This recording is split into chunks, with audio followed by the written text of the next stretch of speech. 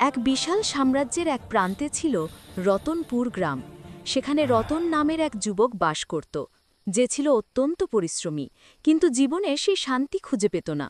সবসময় তার মনে এক অস্থিরতা, ক্লান্তি আর বিষণ্ণতা লেগেই থাকত। সে সারা দিন কাজ করত, কিন্তু তার কোনো নিয়ম ছিল না। রাত জেগে কাজ করত, সকালে বেলা পর্যন্ত ঘুমোত, যখন যা মনে আসত তাই খেত।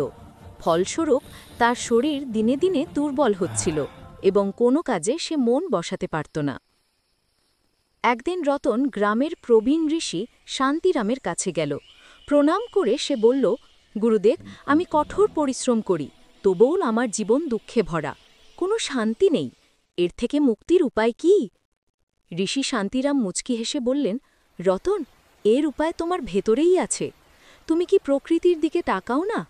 দেখো, সূর্য প্রতিদিন নির্দিষ্ট সময়ে ওঠে আর ডোবে, নদী তার নির্দিষ্ট পথে চলে, ঋতুরা তাদের চক্র মেনে আসে।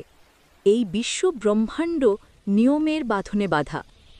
এরপর ঋষি সেই মূল্যবান কথাটি বললেন, যিনি সংযত চিত্ত হয়ে নিজের আহার, বিহার এবং নিদ্রা জাগরণকে নিয়মিতভাবে নিয়ন্ত্রণ করেন, তিনি সহজেই দুঃখ থেকে মুক্তি লাভ করতে পারেন।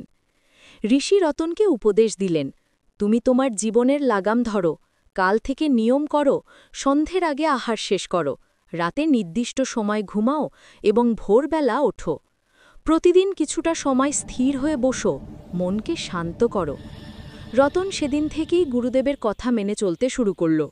প্রথম প্রথম খুব কষ্ট হল, কিন্তু সে সংযম ধরে রাখল। ধীরে ধীরে তার জীবনে এক পরিবর্তন এলো। তার শরীর সতেজ হল, মন শান্ত ও প্রফুল্ল হল। কাজের প্রতি মনোযোগ বাড়ল এবং সে অল্প সময় অনেক বেশি কাজ করতে পারল। তার পুরনো অস্থিরতা দূর হল, আর বিষণ্ণতার বদলে এলো এক গভীর শান্তি। কয়েক মাস পর রতন আবার ঋষির কাছে গেল। এবার তার মুখ উজ্জ্বল, চোখে আনন্দের দীপ্তি। সে বলল, গুরুদেব, আপনার শিক্ষাই আমার জীবন বদলে দিয়েছে। সংযম ও নিয়মই যে জীবনের প্রকৃত সুখ, তা আমি আজ বুঝতে পেরেছি। গল্পের মূল শিক্ষা: আমাদের জীবনে যত সমস্যা ও দুঃখ আসে, তার মূলে থাকে অনিয়ন্ত্রিত জীবনযাপন।